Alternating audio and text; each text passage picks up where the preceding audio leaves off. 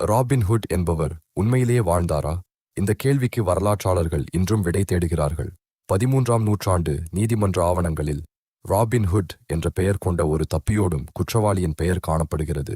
யார்க்ஷயரில் வாழ்ந்த ஒரு குடியிருப்பாளன், சரியான பெயர் கொண்ட ஒரு வாடகை வீரன்.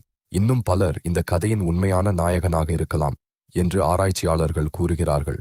ஆனால் அவர்களில் யாரும் முழுமையாக பொருந்தவில்லை. அதுவே மிகவும் சுவாரஸ்யமான விஷயம். ஒவ்வொரு காலகட்டமும் ராபின்ஹுட்டை தனக்கு வேண்டிய வடிவில் மாற்றியது. ஒரு காலத்தில் அவர் ஏழைகளுக்காக போராடும் வீரன், இன்னொரு காலத்தில் அவர் அரசியல் கைதி. அடக்குமுறைக்கு எதிராக எழுந்து நிற்கும் எவரும் ராபின்ஹுட் ஆனார்கள்.